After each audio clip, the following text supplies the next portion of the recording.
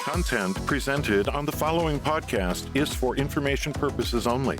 Views and opinions expressed during this podcast are solely those of the individuals involved and do not necessarily represent views of the Whole Care Network.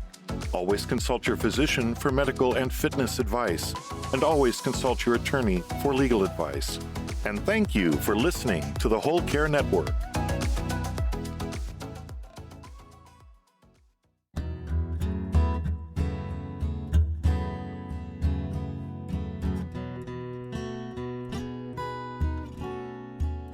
Hello, and welcome to a bonus episode of Daughterhood the Podcast.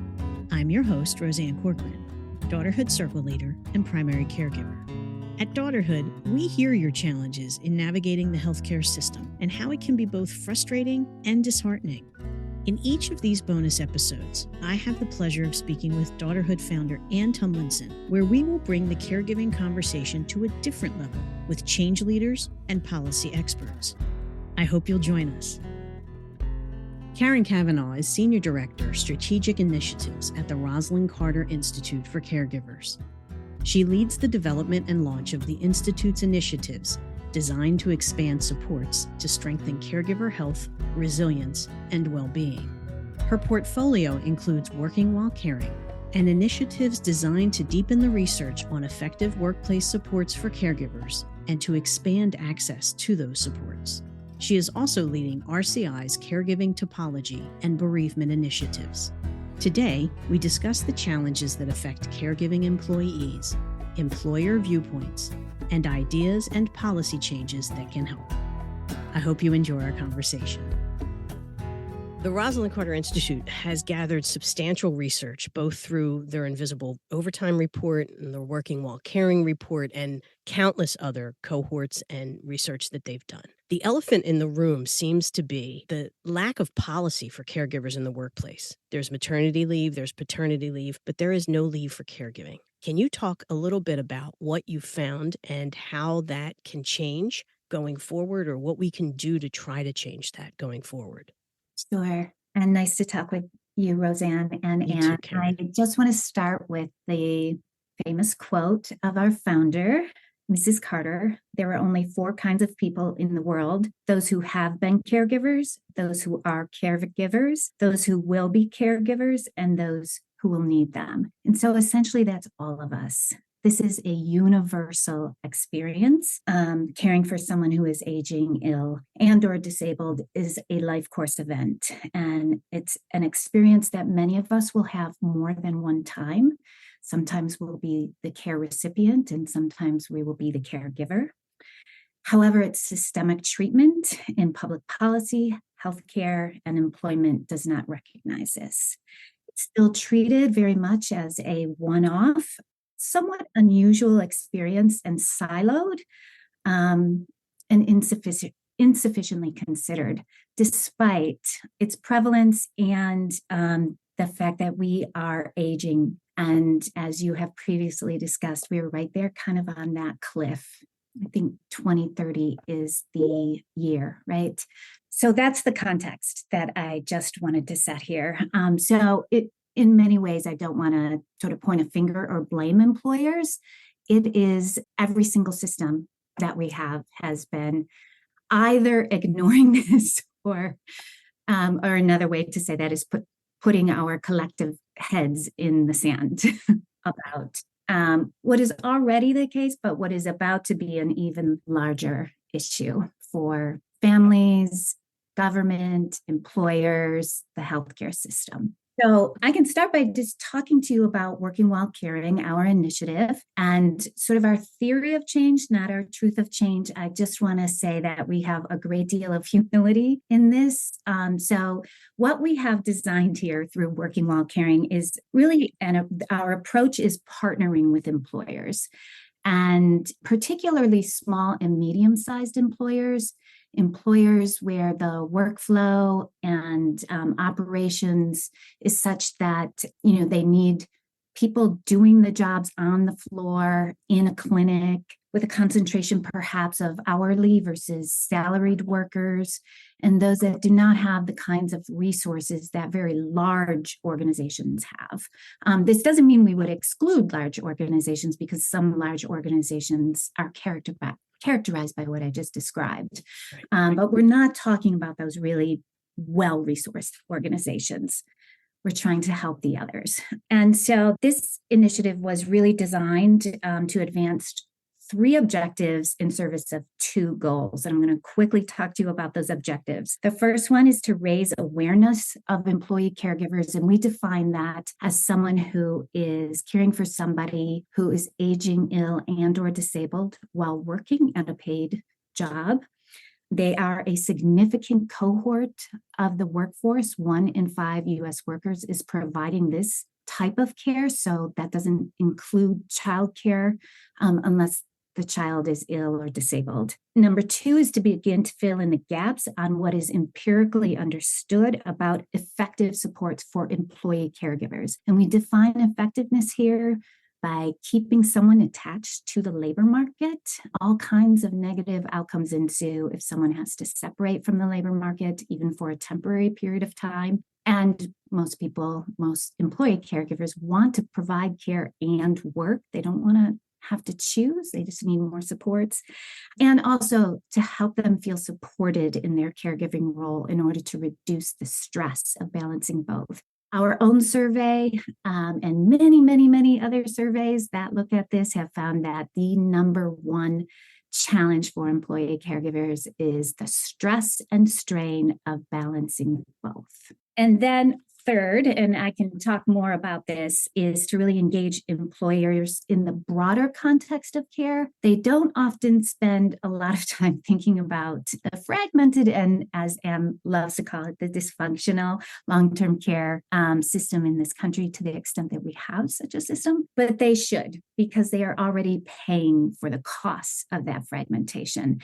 So our theory here is that could we, over time, first by engaging them in their own self-interest around workforce recruitment and retention, but then could we help to connect the dots for them between what they are seeing within their workforce and this larger fragmentation, in order to organize them, cultivate them to become much more vocal and visible champions for reform at the federal and the state level. And there's a question that at some point in this conversation, I'd love to ask Anne in terms of her history with long-term care finance reform. And again, our theory here is that employers were not sufficiently engaged in that conversation. And we all know the political clout and influence that they have. Could we help to do that over time? So I'm going to stop there. Yeah, no, thank you so much, Karen. I want to say that I have high hopes for employers to get more involved in changing some of these systemic issues, because this really isn't something that they can really do on their own. And no matter how many wonderful programs that they offer or services that they offer, it's just a little Band-Aid on a bigger problem. And so, unlike health insurance as like an employee benefit, so in many respects, employers are a little bit less motivated to say, for example, push for national health insurance reform, because they still use health insurance benefits as a way of differentiating themselves in the market for talent.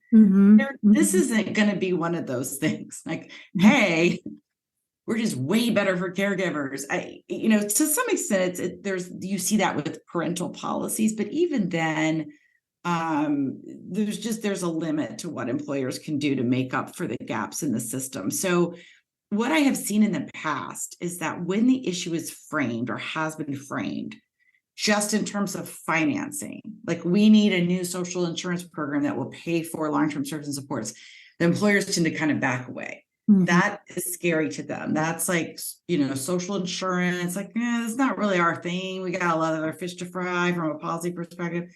But I do think going forward, if we can begin to frame it more systemically and make it, yes, financing is a piece of it, but infrastructure and, funding for the area agencies on aging, funding for free public services, better healthcare service delivery that's less siloed and fragmented, and all of those things. Because I think what they're going to find over time is that the stress of balancing both is created in large part because a lot of the work that the family caregivers are doing is essentially kind of helping to correct for systemic problems. Yes. So if we can address those systemic problems, there's always going to be work for family caregivers. We're always going to be taking care of each other, and there's more care to be provided, and there's nothing that's going to change that. But if we can address the systemic problems, that reduces a lot of the stress and the burden, and Yes. Gets us out a little bit out of this world in which it's so family specific and individualistic. So I do think if we can frame it to employers that way, and when they start to really feel this, and like within the next 5 years, I think we could get some good engagement. Well, that's our theory. I love your framing. And in fact, we're seeing a little bit of that through the first innovation lab. So I'll talk to you about how we are engaging employers, sort of the central piece. And that is through organizing and supporting employer innovation labs. And our first one is in the home stretch, and this includes 5 employers in Southeast Michigan, largely in Southeast Michigan, and they represent the retail, manufacturing, and nonprofit sectors. Most have workflow and operations cannot be done remotely, or many of their employees cannot do the work remotely, where they need to think about flexibility in a more creative, thoughtful way. They all offer some level of paid leave, but are located in states that do not presently have a state paid family and medical leave policy. So it's largely FMLA, and then whatever they offer through PTO. So we have been working with them, and we are going into our 7th meeting with them. We spent about 90 minutes, and I can tell you that they agreed to join this innovation lab because they are very aware of employee caregivers within their own workforce, but they're not really sure what to do, how to support them. Many of them talked about the fact that during the pandemic, they heard over and over from parents, especially of parents of school-age children. But while they knew that many of their employees were also caring for someone who's aging, ill, or disabled, some in skilled nursing facilities. By the way, even if someone, you all know this, but even if someone is in a skilled nursing facility, there's a great deal of care that happens via family members. But they were quieter. They didn't raise their issues with them unless it was an absolute crisis. So they've also, some of them already have an employee resource group that's focused on this type of care, but again, they're quieter. So one of the things that they asked us to talk to them about are what are effective supports for caregivers writ large, whether that is within the workforce or not in the workforce. And as you know, there's just not a lot of empirical evidence about what is effective within the workforce. However, there are 5 things that show promise for supporting caregivers, in particular employee caregivers. One is a caregiver-friendly workforce, and I want to talk a little bit about that later. I wish it had a little bit of a sort of more robust title there, but it's really about normalizing this type of care within the workforce, having leadership talk about either their own stories or elevating it, training supervisors and managers to have these types of conversations should an employee bring this issue to them, recognizing some of the signs. Those are just, some things, employee resource groups, but also importantly, it's not just what you say within the workforce, right? But you have to have concrete supports or tools to then support people. Another piece is flexible scheduling, which is, a challenge in some workplaces, especially for the employers that we are working with in Southeast Michigan. But there are some opportunities through such things as job sharing, a little bit more scheduling control. Another is psychotherapy, cognitive behavioral therapy, or counseling. A fourth is connecting caregivers to at least one formal support, particularly for those who are caring for someone with dementia or the frail elderly. And then the fifth one is the one that is sort of the one we're not paying the most attention to right now, because it's the one that employers have the least ability to affect right now. And that is embedding caregivers more robustly within a care team. So ensuring that they have information, that they feel supported in decision making, that they're not just off to the side and, well, this type of care will be required. We're just going to assume you're going to pick it up, but know that they are part of the team. So in our innovation lab, these employers are actually looking at the 4 out of the 5 things that they can do.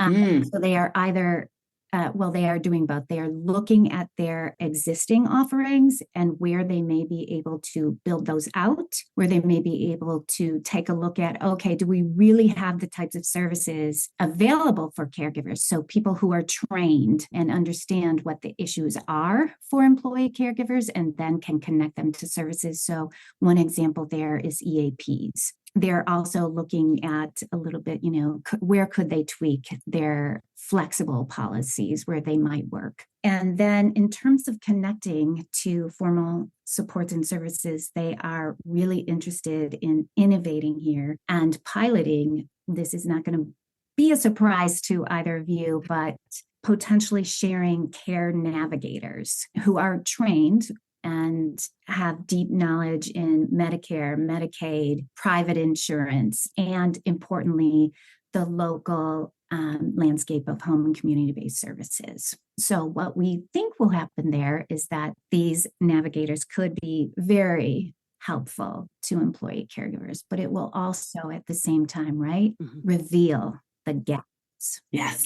And that is where we can begin to connect the dots on the public policy context. Oh, it's brilliant. That's such a brilliant design, because that's exactly what I was just thinking, was that you're going to have this rich source of data from the questions, for the problems that each of these care navigators solve and are able to solve and are unable to solve, or able to support, both well and not well, depending on what's available in the community, and even just the time that they have to spend on the nitty gritty of the day-to-day for caregivers, just there's like the kinds of things that take forever. You're working, but your mom's prescription was supposed to be filled yesterday, but their CVS is out of medication, but they didn't call to tell you.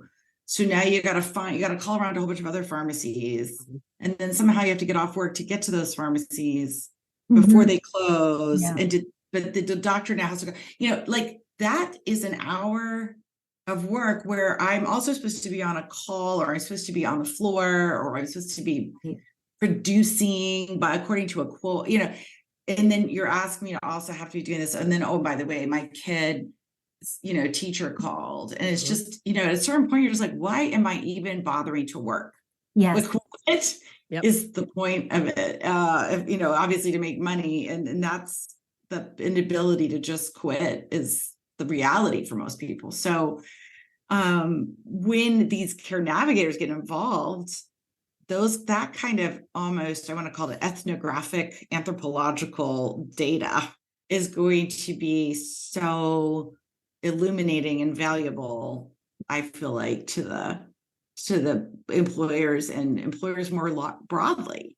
Yes. And it reminds me of another conversation we had. The employers also asked for a presentation on home and community-based services within Southeast Michigan. Right. So we engaged a wonderful nonprofit provider, the Hannon Center in Detroit, and they primarily serve caregivers of older adults. So I just want to recognize that, and recognize that there are other types of care too. A middle-aged spouse with a cancer diagnosis, or a sibling with a mental health diagnosis.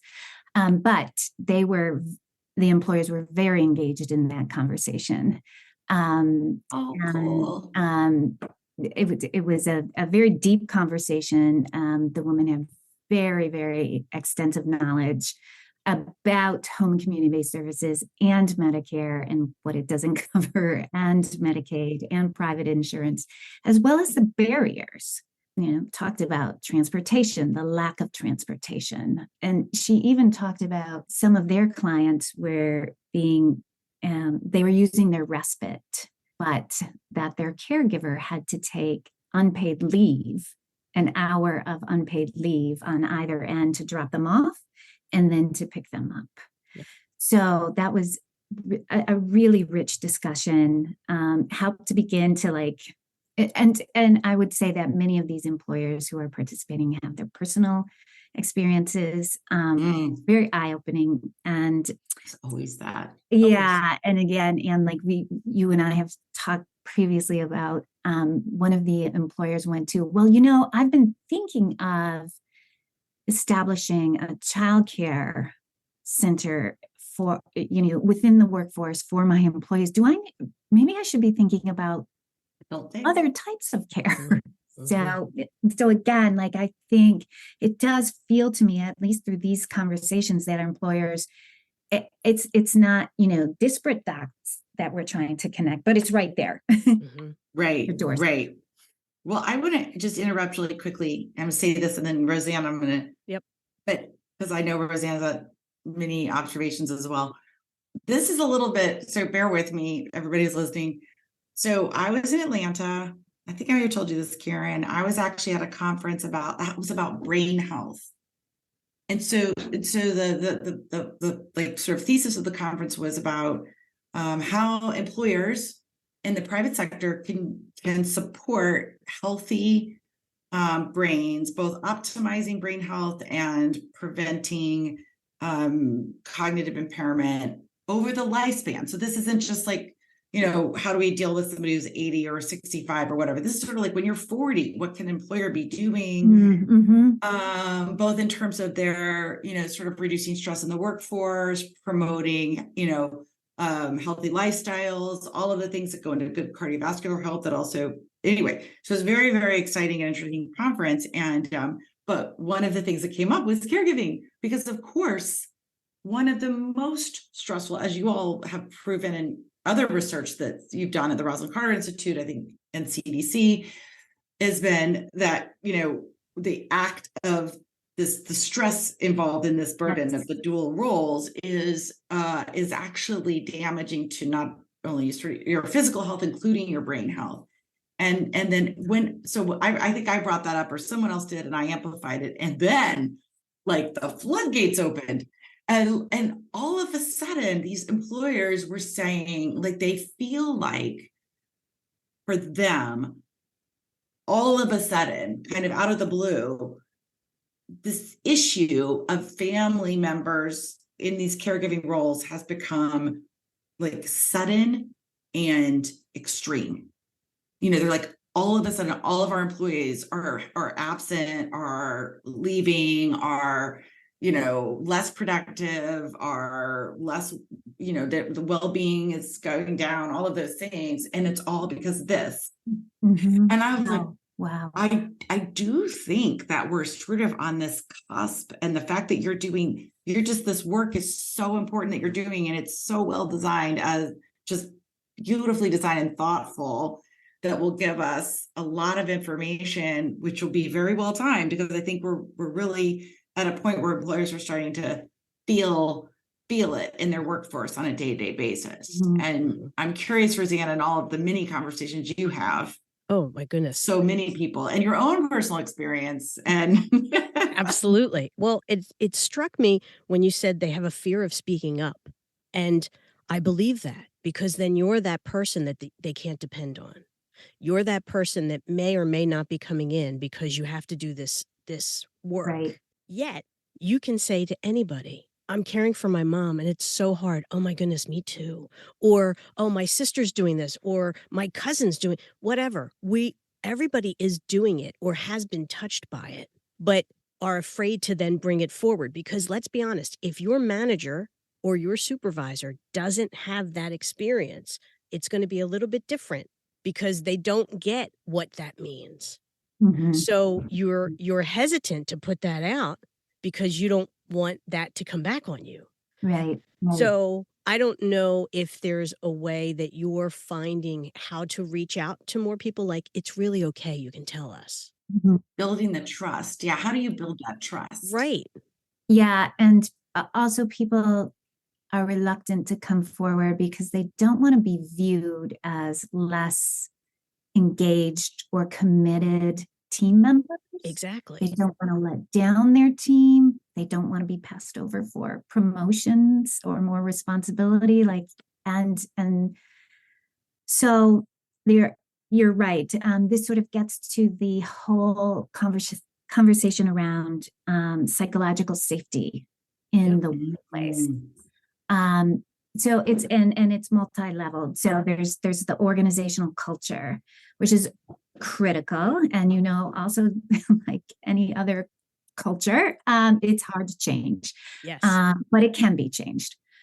So that's one piece that employers look at is how are we even recognizing this type of care? Are we talking about it? How are we talking about it when somebody is onboarded? Are we proactively saying we know some of our employees are also caring for someone who is aging, ill, or disabled, just like parents? And we have these benefits, these tools that we can offer. Or to be very specific about, we want to help. If this gets to be a particular strain, we want to first work with you to see what can we do, what can we prevent, or could we prevent you from having to reduce your hours or leave the workforce altogether. So that's really important. Having leadership or CEOs share their own caregiving stories is really important as well. Also important, as you all know, like the key to employee satisfaction often comes down to their relationship with their supervisor or manager. Right. Absolutely. So ensuring that supervisors and managers are trained, that they have the tools, and that they have the support. I mean, oftentimes they're resistant because they are responsible for the work product. So that's a really important component of this. And in time, we hope to do more sort of focus groups and understanding about that aspect. So, and then in general, Roseanne, sort of, some things that are good for caregivers are good for all workers, right? And Absolutely. Yes. We're also asking the employers, let's do an evaluation of what you already have to see, do you consider it a tool or support for caregivers? And if not, why not? And could it be, or could it be tweaked a bit to become a tool?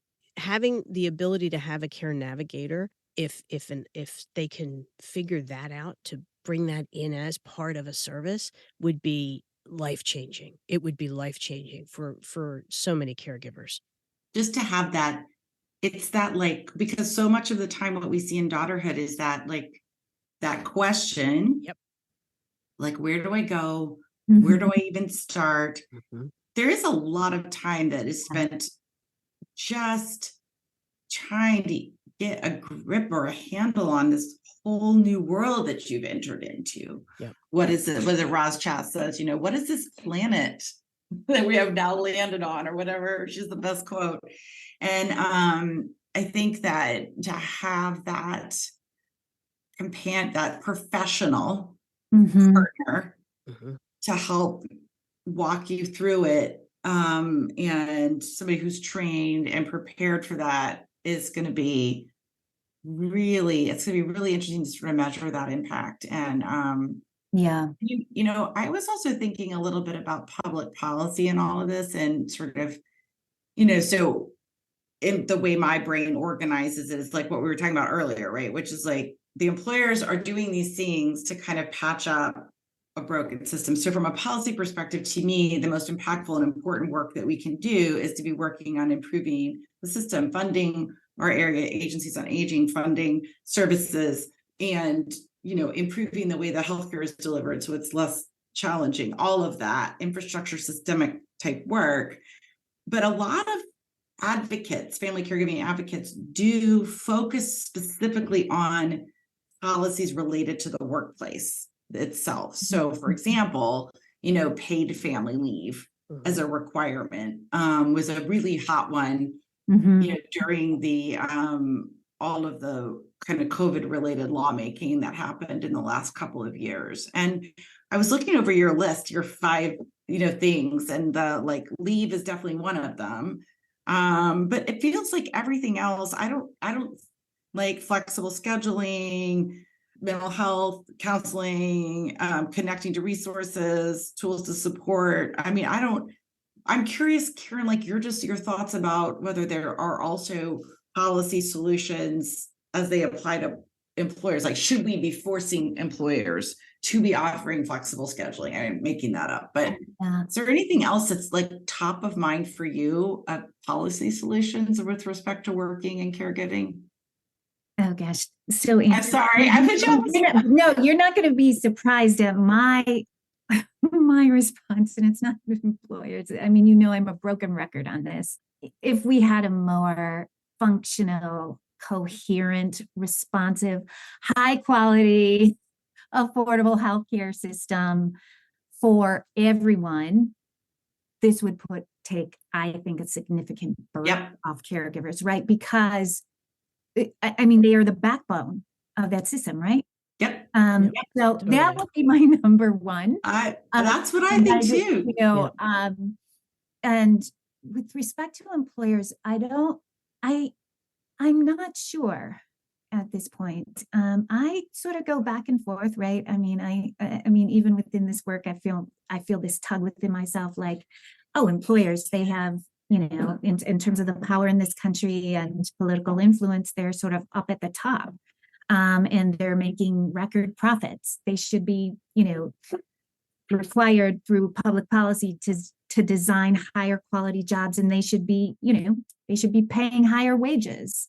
However, with our theory of change, I also have to really adopt some humility here and really listen, because the 5 employers we are working with, they are committed, they are passionate, they are running a business, and I think they're really trying. And I think, others I'm sure will call me naive, but what I love about this work is we are attempting to partner with employers. And many of them would say, we knew that this was an issue. We didn't really know what to do. You offered us this opportunity, and so we took it. We are investing our time and some expertise.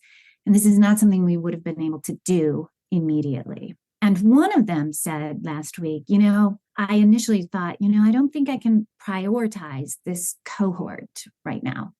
And she said, no, I think I can. So I love that.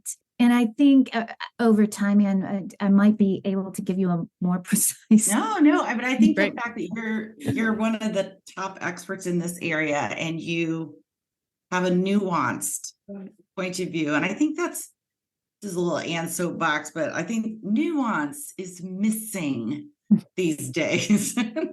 Every policy conversation that I'm involved in, it's like burn the bridges, black and white. They're bad, they're good, they're good, they're bad. And I love what you're saying, because it's look, we all have to live in this country together, and we've got to figure out a way to work together, and we've got to bridge a lot of what you've been doing with these employers is essentially bringing them along, educating them in the value and the quality of what the caregivers receive from them will be impacted by that, as opposed to a mandate of some kind that comes from a policymaker that, kind of hits them on the broadside. They don't really know what to do about it. So I'm not making excuses for them either, but I do think there's there's a nuance here that, we have to appreciate. Yeah. And I think about, for example, sort of mandatory leave in small organizations. Yeah. Sometimes then the work just won't get done. So that said, I do think there's a lot of, a lot of room for improvement in quality jobs. And this aspect must be a component of quality jobs, recognizing and supporting someone who is working while providing care for someone who is aging, ill, or disabled. Well, it's a larger, sorry, not to wax philosophical here, but it's a larger sort of economic. Yes. Like, this is a country where we have really prized productivity, and it has served us well, and it has served us poorly. And we haven't organized. This gets back to the larger where, our businesses are responding to the economy that we are in.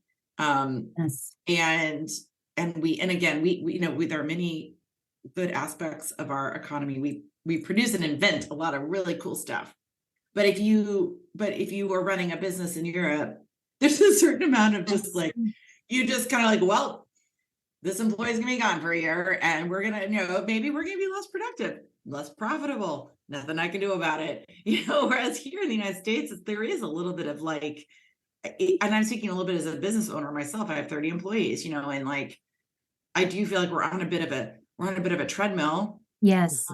Even if I wanted to kind of slow that treadmill down, it's, we interact with other businesses that have expectations of speed. And so when somebody leaves to go out on a maternity leave that's 6 months long, the impact on the business is very profound, and other people end up stressed out. And so it's like these little domino effects all over the place. And it's hard to go in and just kind of correct for one thing when it's like I forgot what you said, like a family friendly, so that notion of normalizing care within the workforce, we kind of have to normalize care within society. Yes. Yeah.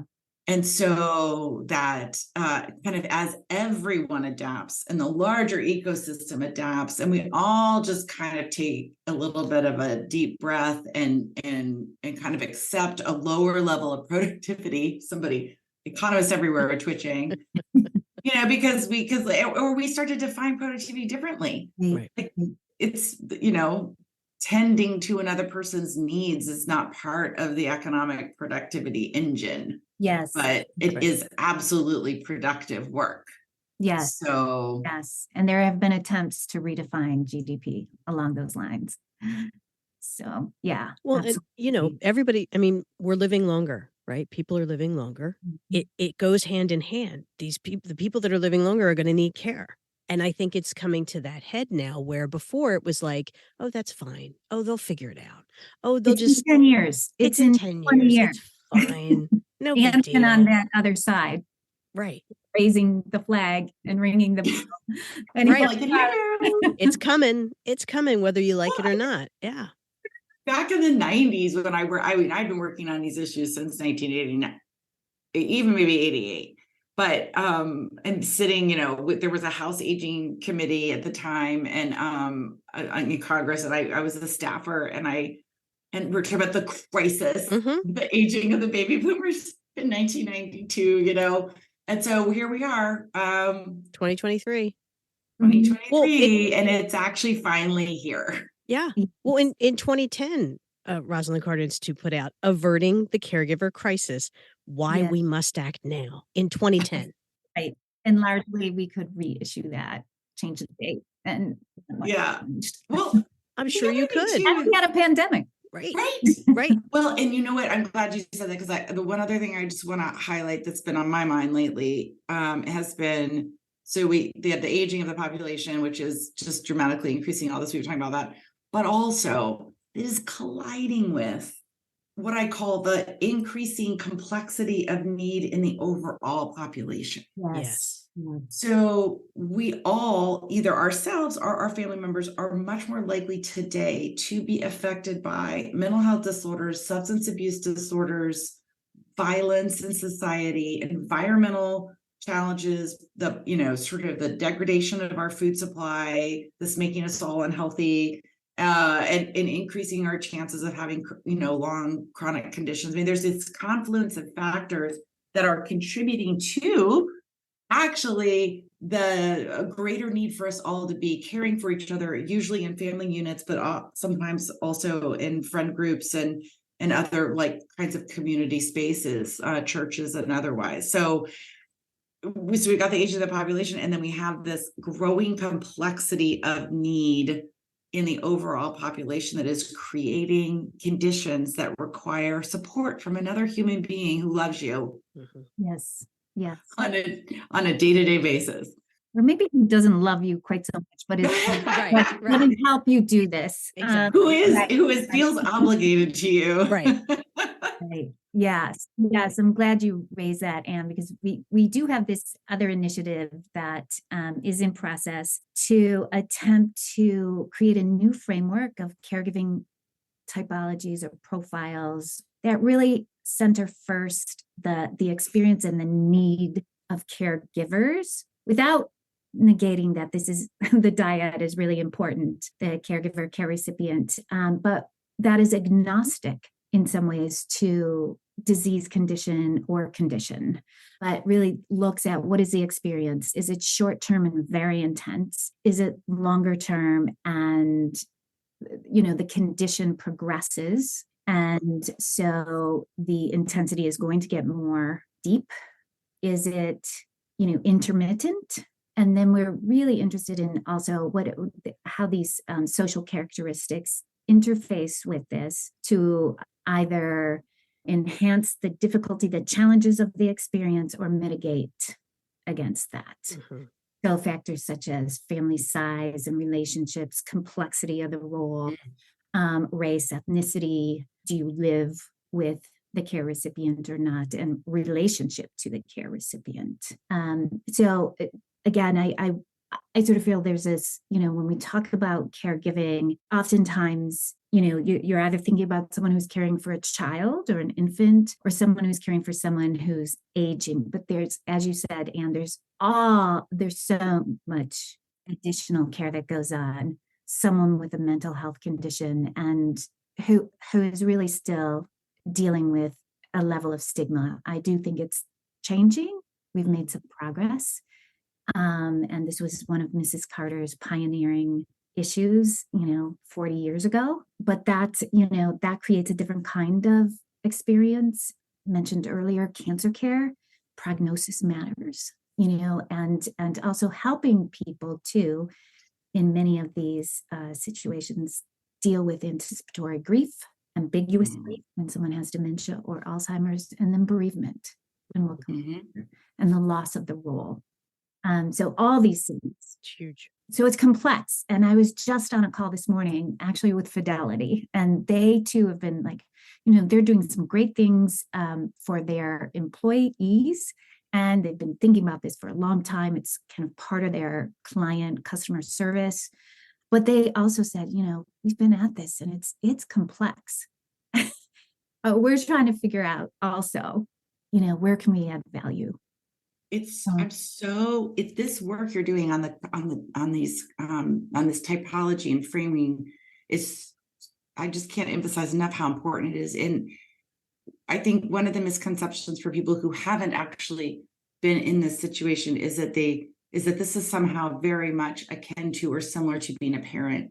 And while they're both carrying roles, typically developing 3-year-olds are all doing the same thing. Right. Yes. Your family, we could all have a 45-year-old family member, and yours has cancer, and mine has a substance abuse disorder, and my mom has, is 85 and ran a marathon, but yours, so and then the family dynamics, my Lord. So that in and of itself is a whole layer. And so I just think our ability to respond will depend so much on understanding that typology and the need. And we at Daughterhood, a little plug here for the work that Roseanne is doing on the content side and our programming around circles, which are now, for those of you who don't know, we're moving more and more of those into a virtual environment so that we can be we've been targeting by geography, many of the reasons we've been talking about, right, to do with helping people access the system. But what we're finding is that what's really needed and wanted and desired is being able to talk about this particular aspect of the challenge that this particular person is facing at this particular time. And it's all point in time, right? This typology, you're going to move in and out of different types. You're going to be just as you said. So we're going to be moving into kind of developing the content in the programming in a way that is meeting, hopefully, the needs of these individuals. And I'm sure it's going to evolve enormously over time, and your work will inform it hugely. What do caregiving employees, what can they do now in the meantime before the employers catch up to, hey, I've got people that work for me and they need help? What can they do? Oh, Roseanne always brings it back. Yeah. I'm here chat. I'm like, existential questions and academic this and that and frameworks and whatever. And Roseanne's like, okay, but we have people listening who are working today. What do they do? Here and I are like, well, certainly they should, and this would not put them at risk, understand what benefits are available to them. And they are going to be the experts and best. They're going to know what meets their needs. Right. If they have a relationship that they feel secure and safe in with their manager or supervisor, talk to that person. You don't even have to disclose all of the details at all. Sometimes less is more. Right. There's always some level of unpredictability here. So maybe even just having that as a sort of table setting piece, reinforcing if this is the case, I want to keep working, I want to be engaged, but I need some supports in continuing to do that and fulfill my caregiving role. To the extent possible, depending on if there are small teams and you feel safe and secure, letting your team know. As you know, oftentimes somebody else will pipe up and say, me too. If there is an employee resource group specific to this type of care, while it's important, childcare and parents doesn't really encompass this. And really also understanding the benefits, if any, that your care recipient has access to. Medicare, Medicaid, VA, aid and attendance. Yeah. And the like. Yeah. Okay. And what if the supervisor isn't a safe place? Well, I would not give advice exactly on that. Other than to say, I do not advocate that people put themselves in unsafe situations, right, or in situations where they don't feel comfortable. Fair enough. Yeah. I think the reality is, unfortunately, so many people are not in a position to change jobs. But if you are, and you don't feel like you're in a supportive environment, I mean, in an ideal world, we will reward employers with talent who make this it possible to work while caring. So if you have that kind of market power where you can switch into a more friendly environment and you can actually suss that out in that process, then that's a great thing. But, I think I want to be realistic that that's often, that's a pretty theoretical concept as opposed to something that really is possible for many people. But this is where maybe we start to get into this is maybe where policy can be helpful. Yeah. Setting some standards or legal protections, or, the Family Medical Leave Act that enables all of us to take 12 weeks of unpaid leave when in certain size companies, when we need it has been an incredible gift. Yes. And I will say that from my own experience, when I needed to take leave for a caregiving situation, my supervisor proactively said, I'm going to make sure that the paperwork is done. And I want you to at least start with 3 weeks. You need more, you tell me. And and again, I am not suggesting that everyone has that type of a situation, but that was really, really helpful to me at the time. And really, I did only need, I needed a month, but that month was really helpful to help me to sort of readjust, understand what was coming. And also, I quite frankly just could not have worked during that time. The situation with the care recipient was changing. It was unpredictable. And so it got me through to a more predictable environment in which I then could better assess. No, that's great. And I guess I would also just sort of say that as we've been talking today, a couple of things. Employee caregivers, sort of on average, they've got a second part-time job with care. Part-time if they're lucky. The majority want to work and to provide the care, but it is incredibly stressful, and we need supports that directly take on that strain and stress to reduce it. And that there's not likely going to be one silver bullet here, right? Mm-mm. Because caregiving is, not homogenous. There likely needs to be a suite of different workplace supports, as well as non-workplace supports. It would be great if all of that could come together across the board for everybody, and you wouldn't have to worry about it, and you wouldn't have to make that choice. Yes. Yeah. And any final thoughts? Not any, except just to say such a huge thank you to Karen. Thank you for Absolutely. being here. Thank you for your work and your leadership and your thoughtfulness and just everything about you. That's you. Thank you. Thank you. Thank you to you both. I'm looking forward to working with both of you as we move forward. And I will say, if there is a silver bullet, we will work to find it. A big thank you to Karen Cavanaugh for being our guest today. For more information about caregiver employee initiatives and reports, visit rosalindcarter.org. I hope you enjoyed our podcast today. Head over to daughterhood.org and click on the podcast section for show notes, including the full transcript and links to any resources and information from today's episode. You can find, subscribe, and like us on Apple Podcasts or anywhere you listen to your podcasts. We are also on Facebook, Twitter, and Instagram at Daughterhood the Podcast, as well as on daughterhoodthepodcast.com. Feel free to message me on any of these sites and let me know what issues you may be facing and would like to hear more about. Or even if you just want to say hi, I'd love to hear from you. Also, a very special thank you to Susan Rowe for our bonus episode theme music, Even My Guitar. I hope you found what you were looking for today. Information, inspiration, or even just a little company. This is Roseanne Corcoran. I hope you'll join me next time in Daughterhood.